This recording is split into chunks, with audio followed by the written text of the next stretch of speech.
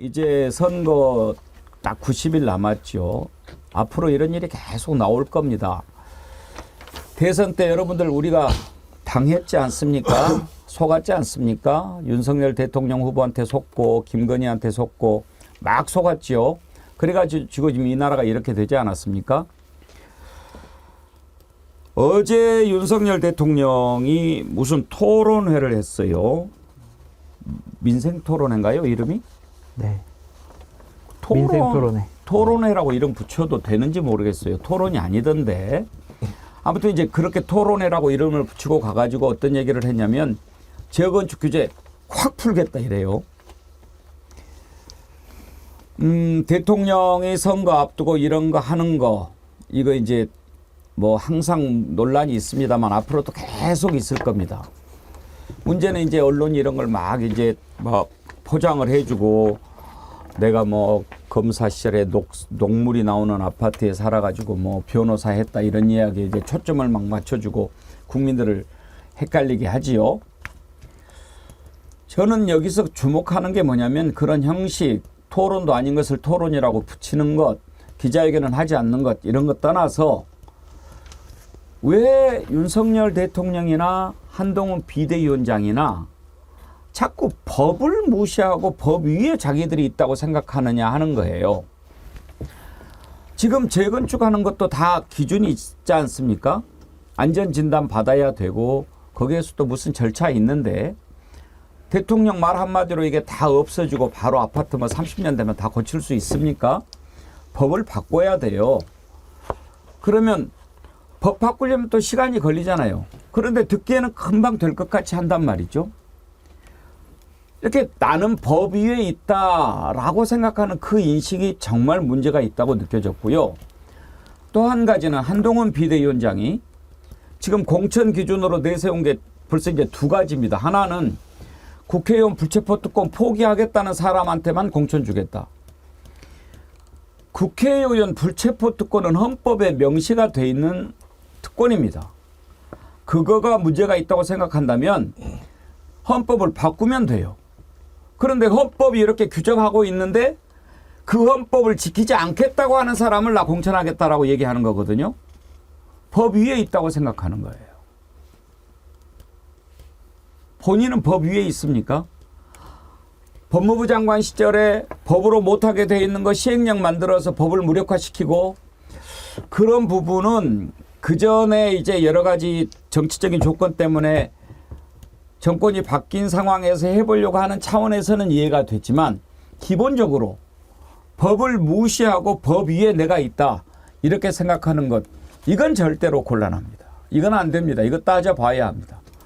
먼저 윤석열 대통령이 어제 그 토론회라고 하는 곳에서 했던 얘기를 한번 들어보시죠.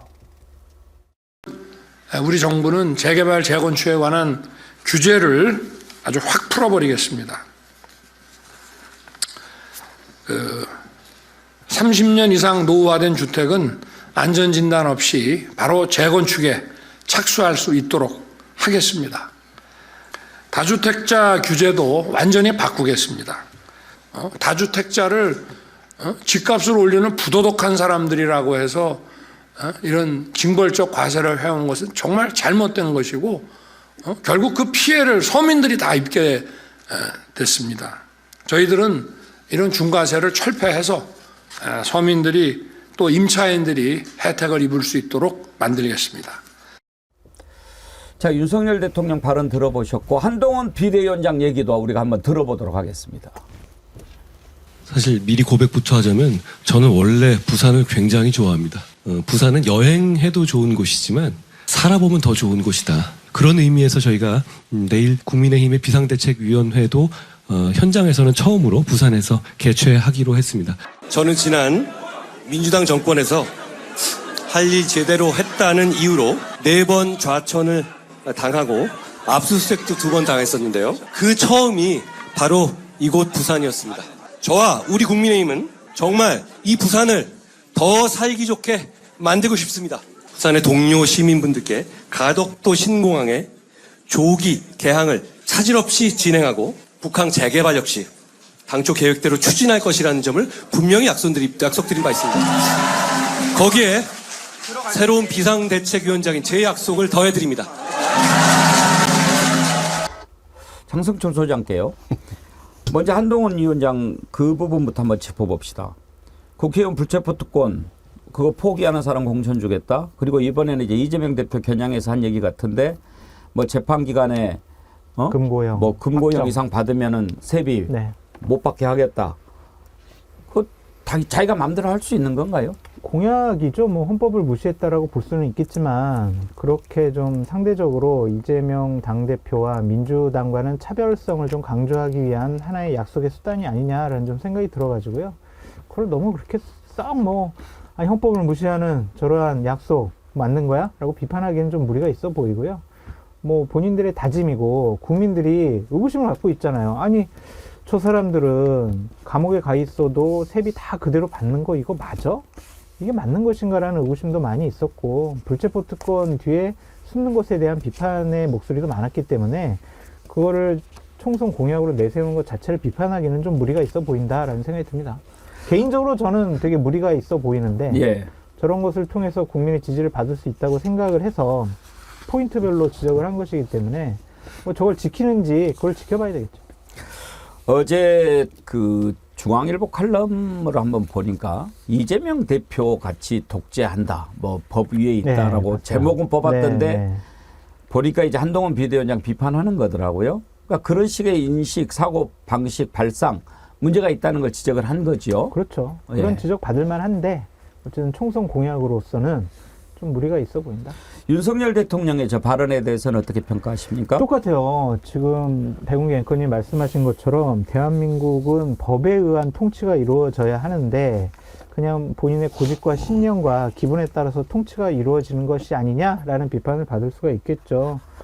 저 재건축 규제 확 풀겠다. 다주택자 중과세 이런 것들도 다 뭐 손보겠다. 이런 것들은 제도와 규정을 좀 무너뜨리는 행위가 아니냐라는 좀 생각이 들고 현실적으로 민주당이 다수 의석을 갖고 있기 때문에 본인들이 어떤 법을 고치지 않고 시행령만으로 이것이 진행될 수가 없거든요.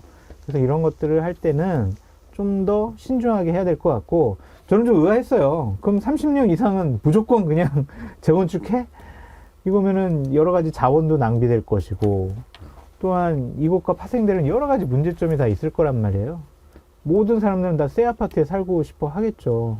그렇다고 이렇게 일괄적으로 하는 것이 맞는 것이냐 좀 의아합니다. 경제 전문가 윤경호 소장께서 윤석열 대통령 발언 듣고 어떤 생각하셨는지 궁금합니다. 저걸 대통령이 할 얘기인가? 우선 저는 처음 듣는 순간 그 얘기였고요. 두 번째는 아니 저걸 저렇게 즉흥적으로 할 얘기인가? 그 전에 금융투자소득세 폐지 그거 가지고 이미 한번 보여줬잖아요. 기획재정부가 2년 동안 유예하겠다고 그동안에 쭉 얘기해 왔던 거. 올해 업무 흔히 말하는 경제정책 방향 그 보고 내용에도 들어있지 않았던 게 느닷없이 튀어나왔듯이 이거 역시도 뭐 예를 들어서 지자체에 넘겨줬던 권한 뭐 또는 뭐 국토부가 갖고 있는 권한 그게 다 법의 근거를 가지고 있는 건데 저걸 대통령이 얘기해? 그 얘기는 뭐냐? 올마이티 영어로 얘기해. 전지전능하다고 생각하는 거죠. 뭐든지 다 내가 지시하고 내가 생각하는 걸로 포장을 하는 거죠. 그래서 그렇게 밀어붙인다는 건데 문제는 뭐냐? 이게 다 특정한 계층의 경제적인 이해를 딱 건드리는 거니까 이걸 반대하는 순간 예를 들어서 금융투자소득세 폐지 해당되는 사람 주식투자 인구의 0.1%밖에 안 된다는 거 아니에요. 연 5천만 원 이상의 이익을 남긴 그중에 과세를 하겠다는 건데 그것도 전체 다도 아니고 부분만 과세를 단계적으로 하겠다는 건데 그걸 폐지한다. 그 얘기는 뭐냐? 한 푼이라도 주식 투자하는 사람이 아 나도 그렇게 많은 돈을 벌 수 있는 시대가 언젠가는 올 거야. 그러면 나 역시도 그러니까 반대를 못하는 거고.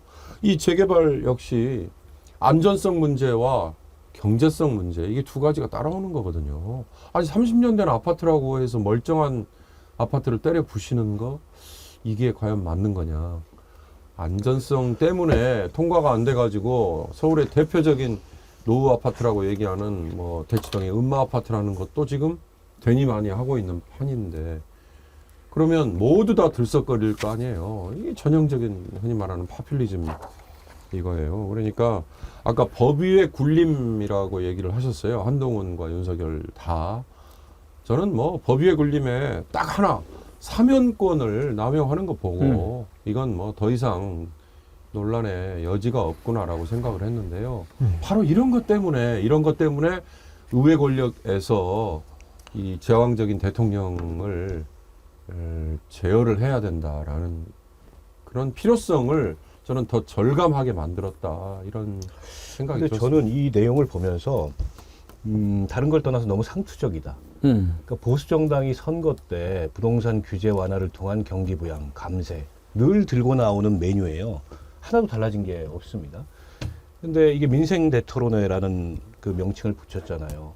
근데 사실 뭐 거기 참가하는 사람들 다 선발해가지고 사전에 약속 대련을 하는 자리이기 때문에 민생 대토론회가 보기도 어려운데 거기에서조차 전혀 새로운 내용 없이 예전에 울거먹던 거, 예전에 보수 정권들이 울거먹던 거, 그대로 울거먹고 있는데 저게 과연 지금의 경제 민생의 대안이 되겠느냐. 전 세계적으로 지금 일종의 이제 구조전환이 일어나고 있고 거기서 우리가 어떤 생존 전략, 어떤 국가 전략이 필요하냐. 이런 데 대해서 아무런 그 고민조차 없는 게 지금 현재 정권이고 그렇다 보니까 컨텐츠가 아무것도 없이 예전에 울거먹던 걸 또 울거먹겠다는 건데 글쎄요, 이번 선거에서 이걸로 과연 경기 부양을 기대하는 어떤 표심이나 감세로 인해서 혜택을 보는 표심을 잡아야 얼마나 잡겠습니까? 그보다 정권 심판 여론이 훨씬 더 지금 강한데 제가 보기에는 선거의 관점, 선거 공학의 관점에서 보더라도 극도로 무능한 정권이고 한동훈의 문제는 뭐냐면 이 사람이 법률가고 자기 나름의 법률가적 엄밀성을 자랑해온 사람이에요. 근데 어제 그 재판받는 의원들 같은 경우에 나중에 형이 확정되면은 세비를 갖다가 그때 회수하겠다 이 얘기지 않습니까? 자, 보세요.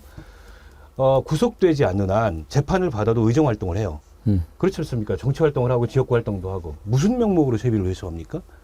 그게 가능한 얘기예요? 그리고 그걸 법으로 만들겠다? 그런 억지스러운 법이 세상에 어디 있어요? 그러니까 아주 극도의 포퓰리즘적인 주장을 한 건데 지가 하는 말이 무슨 말인지조차 모르면서 하는 거여서 과연 저 사람이 검사 출신이라서 그런지 지가 생각하는 법률적 엄밀성이라는 거는 수사에 있어서 자기들의 어떤 사고방식과 논리에 의한 엄밀성이지 실질적으로 법률가로서 말도 안 되는 얘기를 지금 하는 거거든요. 더 우스운 것은 그 얘기하고 나서 네. 앞으로는 이재명 대표 공격하지 않고 정책 개발하겠다 그렇게 얘기한 부분이었어요. 아니 그러니까 제가 보니까 지금 뭐에 취해가지고 그 전국을 돌면서 뭐 이거 하고 이러고 있는데 저게 과연 국민의힘의 지금 선거나 총선 구도에 도움이 되냐 이거예요. 한동훈 개인의 지지율 유지에는 도움이 될지는 모르겠는데 수도권에 있는 국민의힘 원외위원장들 말을 못해서 그렇지 속이 타요 지금. 저걸로 지금 분위기가 만에나 반전이 안 된다는 거를 누구보다 피부로 체감하고 있기 때문에 그렇습니다. 현장에 나가면.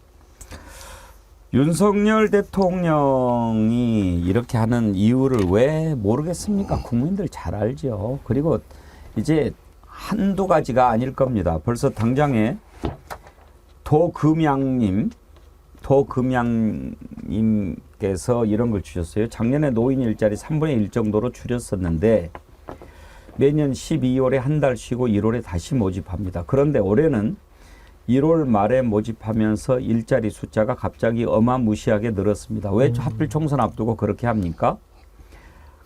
관련된 기사를 찾아보니까요. 나주시 노인 일자리 작년보다 465개 늘렸다. 여수시 올해 293억 원 들여 노인 9,598명 일자리 제공 역대 최대. 이제 이런 것들이 막 나오는 겁니다.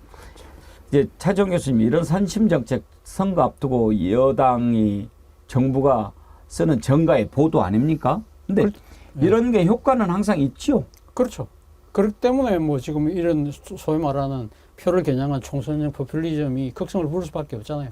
오늘 뭐 보수신문 이 대표적인 보수신문에서도 사설로 이런 부분에 대해서 대통령의 이 선심성 공약의 남발에 대해서 강하게 비판을 하고 있거든요. 그럼에도 불구하고 이걸 하는 이유는 효과가 있다고 보는 거죠. 그리고 특히 지금 어제는 건설 경기 부양과 관련된 부분이잖아요. 지금 현재 이 현 정부가 갖고 있는 발등의 불 중에 하나가 소위 말하는 프로젝트 파이낸싱, 이 금융 위기의 문제거든요. 그러니까 이 건설 경기가 부양이 안 되면 이 사실을 이 위기를 불을 끄기가 쉽지 않다. 그런 부분도 상당히 저는 작용했지 않나 하는 생각이 들어요. 그렇기 때문에 막 던지는 거죠. 그런데 문제는 이렇게 던졌는데 안 되잖아요. 아까 우리가 이야기했던 관련 법들이 지금 이제 바뀌지 않으면 안 된다. 나중에 안 될 경우는 어떻게 하죠? 이거는 내 탓이 아니라 결국은 야당 탓인 거죠. 그죠. 그러니까 답은 정해져 있는 거예요. 책임은 니네들 져라. 그렇기 때문에 자기는 손해볼 거 없다고 보는 거죠. 또 하나 여기 지금 어법 중에 하나가 자기 관사 생활 이야기하면서 이 지금 이제 노후 주택의 문제를 이야기하잖아요. 이거 어떻게 보면 그런 어법 생각나잖아요. 내가 해봐서 아는데. 예. 그런데 사실 관사에서 사는 불편과 일반 이 자택에서 사는 불편을 등치시킨다? 이런 거 사실 조금만 생각해봐도 이건 좀 말이 안 된다는 것인데 저는 가장 큰 문제 중에 하나가 아까 그 우리 앵커께서 말씀하신 대로 뭐 이 토론회를 하는데 제대로 질문 받았냐 이야기했는데 사실은 지금 윤 대통령이 도스태핑 재작년 10월 달에 중단하고 난 뒤에 지금 기자들로부터 대한민국 기자들로부터 단 한 번도 질문을 받지 않았어요. 딱 한 번 예외가 있죠. 지난해 신년 기자회견 조선일보하고 한 거 그거 빼고는 단 한 번도 기자들이 질문을 허용을 하지 않고 있다는 거예요. 이런 부분들이 저는 정말 심각한 문제다. 대통령이 처음에 이야기했던 그러니까 이 지금 공간이 의식을 지배한다고 해서 청와대를 깨부수고 나와서 용산으로 갈 때 한 것 중에 하나가 가장 이야기했던 것이 구중궁궐에서 불통 이 문제를 용산으로 옮겨서 소통으로 하겠다는데 그걸 지금 그건 다 그 공약 다 어디 갔냐는 거죠. 이런 부분들이 저는 가장 큰 문제가 아닐까 생각이 들어요. 근데 윤경호 소장 보시기에 그 토론에 이름 붙여도 됩니까? 그 민생 토론회도 형식과 진행에 약간 변화가 있더만요. 예. 1월 4일 날 용인에서 했잖아요. 용인의 중소기업 무슨 회관. 근데 그게 대기업들이 지어준 거란 말이죠. 클러스터 단지에. 어찌됐든 그때는 윤 대통령의 모두 발언 6분 30초 그 분량만 공개를 했고 나머지 전체 토론회 진행은 비공개였어요. 나중에 일부만 브리핑을 한 걸로 알아요. 근데 1월 10일 이 일산 고향에서의 이 토론회는 아까 뭐 이미 다 콘티가 짜져 있는 정도고 관련된 사람들이 우르르 나와서 자기들의 어찌 보면 민원성 얘기를 쭉 한 거에 집약적으로 확 풀겠습니다. 이 말을 했으니까. 그러니까 앞으로 이걸 한 10번 한다는 거더라고요. 10번 한다는 얘기는 과거에는 연초에 사실 권위주의 정부나 아니면 뭐 대통령에 대한 이 표현 좀 우습습니다만 업무 보고라고 그랬잖아요. 근데 이게 이제 노무현 대통령 그리고 문재인 대통령 등의 정부에서 국민에게 보고를 하는 거지 무슨 대통령한테 보고하는 거냐 이러면서 이제 바뀐 게 결국 이렇게 민생 토론회라는 이름까지 나왔지만 이런 자리에서 각 부처마다 올해 우리가 주요 정책은 이렇게 끌고 갑니다. 거기에 관련된 것들 중에 세부 사항은 이런 게 있습니다. 그리고 변수가 이게 있는데 이렇게 갈 가능성도 있습니다. 이런 얘기를 하는 건데 여기에 전혀 예상하지 않았던 얘기들을 대통령이 직접 하나씩 던져버린다. 그럼 거기서 생기는 혼란은 어떡할 거냐. 혼란을 떠나세요. 이건 경제정책의 어떻게 보면 철학이 다 흔들리는 겁니다. 다주택자 중과세를 폐지하겠다 또는 다주택자 중과세를 완화하겠다. 이게 간단한 문제 같지만 이건 정부의 이 과세 정책의 조세 정책의 근간을 흔드는 거거든요. 이걸 과연 이렇게 한마디 던졌다고 해서 그 다음에 그러면 관련 부처가 또 그 작업을 하고 그리고 우리 차 교수님이 얘기하신 것처럼 근데 국회에서 야당이 반대해서 안 된다. 이건 지난번에 김기현이라는 전 대표가 있을 때 김포 편입 한마디 툭 던져놓고 도대체 수도권 집중 완화부터 시작해서 뭐 모든 문제의 근간을 흔드는 그 얘기 지금 유야무야 되지 않았어요? 예. 마찬가지인 것 같은 생각이 듭니다. 소병률님이요. 그 재건축 발언 듣고 뇌를 재건축하고 싶다 그런 글 주셨는데요. 뭐 이런 일들 계속 있을 겁니다. 그리고 또 소병률님 오늘 댓글 알바들 좀 풀었나 봐요. 이렇게 날카롭게 지적을 해 주셨는데 그렇죠. 오늘 좀 피라미드들이 많이 보이지요. 여러분들이 사랑해 주시고 성원해 주신 덕택에 방송 시작한 지 20일 만에 이렇게 구독자가 14만 명을 넘어서고 또 동시 접속자 2만 명 계속 넘어가니까 조금 그런 피라미드들이 보입니다. 오세요. 와서 좋은 의견들 남기시고 비판할 것 있으면 비판하세요. 그런데 배군기는 이직이구나 뭐 이런 이야기 한다고 해서 우리 정어리 떼들께서 그래 이렇게 하지 않습니다. 다 저절로 정화되니까 와서 마음대로 놀다 가시고 흐리지만 마세요. 버린 쓰레기 들고 가세요. 예, 피라미드한테 점잖게 말씀드립니다. 오늘은 그 다음에 또 보이면 경고합니다. 근데 장성철 소장, 예. 왜 기자회견을 안 합니까? 이런 말도 안 되는 토론회는 계속하고. 대통령이 얼마 전에 그 기자회견 하는 것도 좀 검토해보고 김치찌개에 돼지고기 넣어가지고 한번 추천하겠다고 얘기하셨으니까 지켜보시죠. 뭘 지켜봐. 아니 이건 근데 뭐라고 해요? 한동훈 비대위원장이 그 공직자는 불편한 질문을 받아야 된다 이러면서 멋진 척 다 하잖아요. 그 얘기를 대통령한테 먼저 해야 돼요. 대한민국의 대표 공직자가 불편한 질문을 안 받으려 그래요. 누구한테도, 국민에게도, 기자에게도, 뭐 누구에게도. 그러니까 이 민생 토론회라는 게 정말 우스꽝스러운 모습이잖아요. 정해진 사람들 사전에 콘티 다 짜놓고 불편한 질문을 하는 사람들 하나도 없이 일종의 무슨 신문고 올리듯이 대통령한테 소원수리 얘기하고 그에 대해서 대통령이 굉장히 전지전능한 답을 내놓는 것처럼. 근데 하나도 해결할 수 없습니다, 본인이. 지금 이 국회에서. 그럼. 법이 통과 안 되는데 어떻게 중과세를 철폐해요? 법이 통과돼야 중과세를 철폐할 수 있는데 이 얘기는 결국에 앞으로 몇 회 10회 예정되어 있는 민생토론회가 총선용 공약 이 전시하는 그것도 선심성 공약 전시하고 그런 것 같아요. 우리에게 다수 의석을 주세요. 이걸 하려고 지금 하는 건데 문제는 선거 구도나 이 바닥 민심을 너무 나이브하게 보는 거예요. 저런다고 바뀌지 않아요.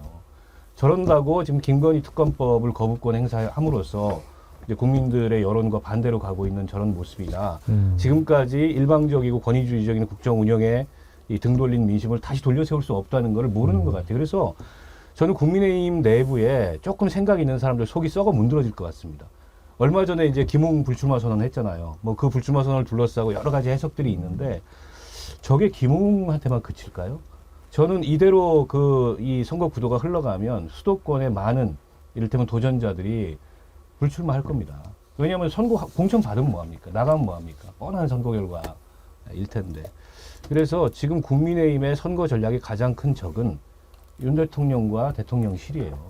그거를 모르는 겁니다. 알아도 말을 못하는 거예요. 게다가 한동훈이 내려와가지고 더 틀어막고 있잖아요. 나만 믿어라 이러면서. 그걸 어떻게 믿습니까? 선거를 한 번도 안 치러본 사람을. 소병률님, 률이라고요. 제가 아까 률로 말씀드린 것 같은데. 예. 그런데 차재원 교수님, 예. 이 재건축 바로 이렇게 하고 그러면 법 바꿔야 되는 거 아닙니까? 그렇죠. 법을 바꿔야죠. 마음대로 안 되잖아요. 아까 이야기한 금융투자소득세도 법을 바꿔야 되는 거예요. 아까 제가 말씀드렸잖아요. 그러니까 대통령이 아젠다 던져놓고 이게 제대로 안 되면 내 책임 아니야. 그 지금 국회에서 안 하잖아. 그거 바로 떠넘기는 거죠. 그건 누가 봐도 딱 눈에 보이잖아요.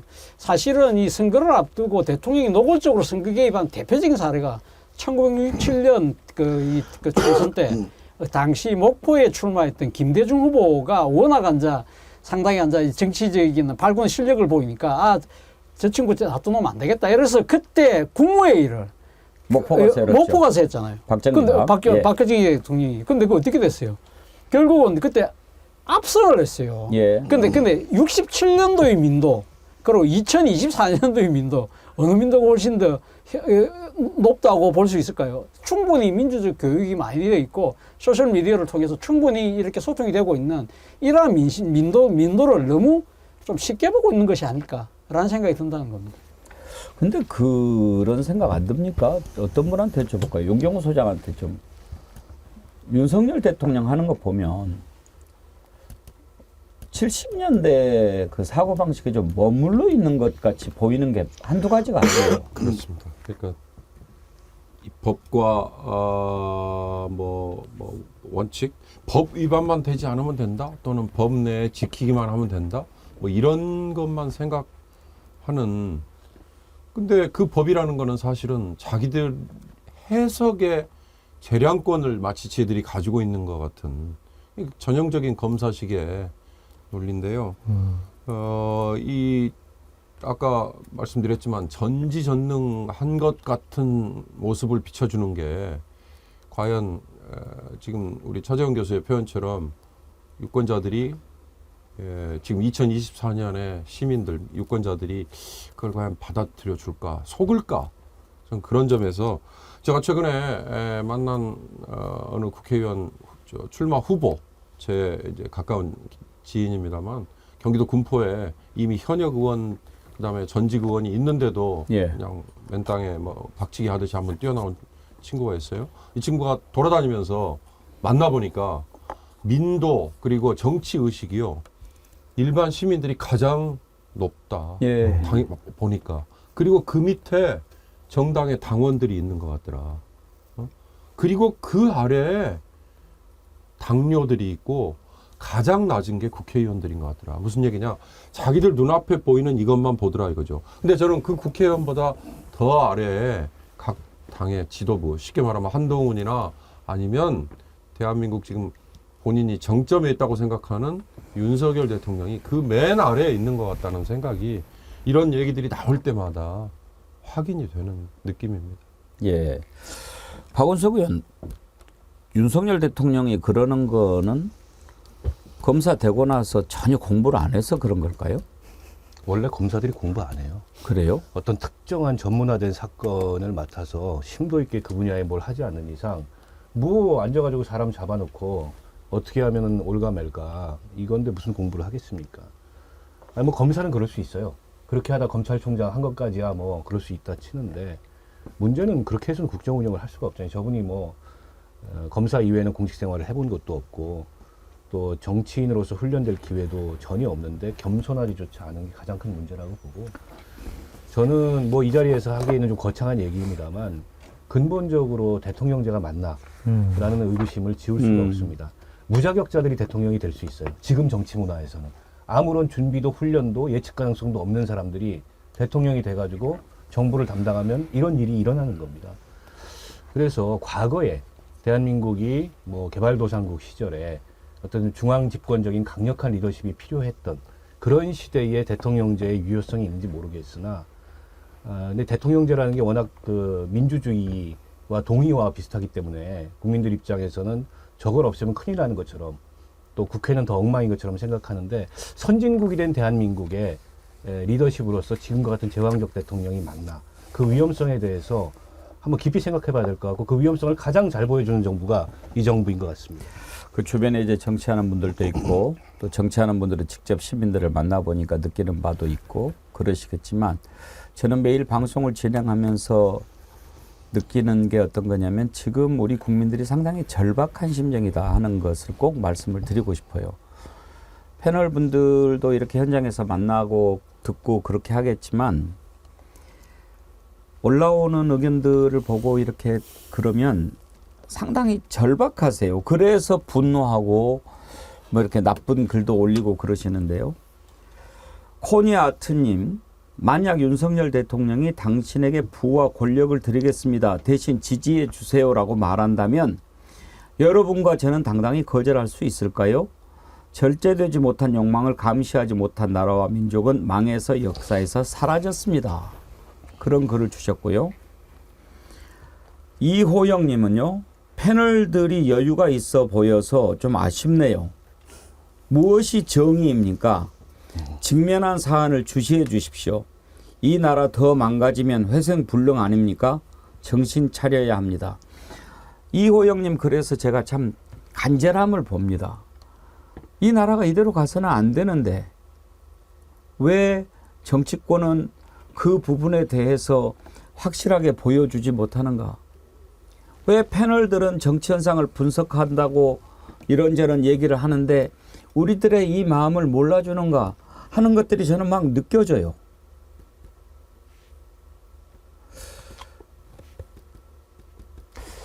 이게 참 욕망의 인간이라는 말씀에 동의를 하는 게 뭐냐면 저도 윤석열 대통령에 대한 비판을 많이 하고 이번에는 정권을 심판해야 된다는 생각을 강하게 하고 있는데 얼마 전에 발표된 거 있죠. 건강보험료. 그러니까 지역가입자들 같은 경우에 저도 건강보험료를 상당히 많이 내요. 그래서 자동차 소유를 건강보험료 산정에서 빼버리겠다. 그것은 저한테 상당히 이득이거든요. 이렇게 나에게 이득되는 정책을 계속 발표하면 나도 생각이 좀 바뀔 수도 있지 않을까 막 그런 생각이 들더라고요. 그러니까 자꾸 이제 재건축 이런 것도 내세우고 윤경호 소장님 말씀하신 것처럼 포퓰리즘적인 그런 정책을 많이 발표하는 거 아니겠어요? 이것이 어느 정도 먹힐 수는 있을 것 같다라는 생각이 들지만 그러한 정책과 인물 영입으로 정권 심판론을 극복하는 것은 쉬워 보이진 않는다. 근데 하지만 다른 방법이 없기 때문에 계속 이러한 것을 발표하고 국민들을 현혹시키고 유혹할 것 같다라는 생각은 계속 들더라고요. 예. 그런 거를 윤경호 소장님 우리가 우민화 정책이다. 우민화 정책. 이렇게 배웠죠. 나는 우민이야, 소야. 아니 근데 그런 게 기분 나쁜 거예요. 우리를 바보로 하는 거예요. 정말. 근데 우리가 또 속으면 바보죠. 저는 사실 뭐 지금 우리가 경제 문제 이야기하고 했는데 저는 진짜 대한민국이 당면한 가장 큰 문제 중에 하나가 지금 남북 관계가 지금 파탄 지경에 이른 거. 이게 저는 정말 더 심각한 문제가 아닐까 생각이 들어요. 어제 김정은 국무위원장이 앉아 이 대한민국을 주적이라 이야기하면서 완전히 뭐 전 국토를 초토화시키겠다는 식으로 이야기를 하고 있잖아요. 이런 식으로 남북 관계가 지금 일촉즉발의 위기로 지금 몰려가고 있는 부분에 대해서 상대적으로 우리가 너무 신경을 안 쓰고 있다. 그리고 지금 이 윤석열 정권이 들어서서 뭐 여러 부분들을 국정을 파탄시키고 거꾸로 간 측면이 많이 있지만 그 중에서 특히 이 남북 관계를 이렇게 지금 전쟁의 위기수로 몰아넣는 부분에 대해서 우리의 이 위기감, 절박감 이런 것들이 상대적으로 너무 지금 떨어져 있다. 지금 소위 말하는 지금 그 신원식 장관, 국방부 장관이 이야기하는 적강 끝, 적시 강력하게 끝까지. 그 뭐 미국은 가면 그걸 몰라서 이때까지 그럼 작전 교류를 채택을 안 했나요? 그만큼 지금 한반도에 있어서의 이런 이 불씨가 한 번 잘못 붙으면 엄청난 비극이 온다는 걸 알고 있기 때문에 미군 자체가 그렇게 이 지금 한반도 상황을 관리하려는 측면이 분명히 있었는데 지금 뭐 12.12도 나라를 구해서 나왔다 이야기하는 사람 또 독도는 영토 분쟁 중이라는 이러한 사람을 지금 국방부 장관을 앉혀서 끝까지 군사적으로 밀어붙이겠다는 생각 이거 정말 위험한 생각이거든요. 아까 경제적인 정책은 실패하더라도 또 복구할 수 있어요. 그러나 한번 이렇게 이 지금 긴장 국면이 깨져서 만약에 전쟁의 참화 속으로 들어가면 우리는 진짜 회복하기 힘든 상황으로 갈 수 있다. 저는 이 부분에 대해서 우리가 좀 유권자들이 좀 경각심을 가져야 될 필요가 있다는 생각이거든요. 예. 오늘 토론은 여기까지 하도록 하겠습니다.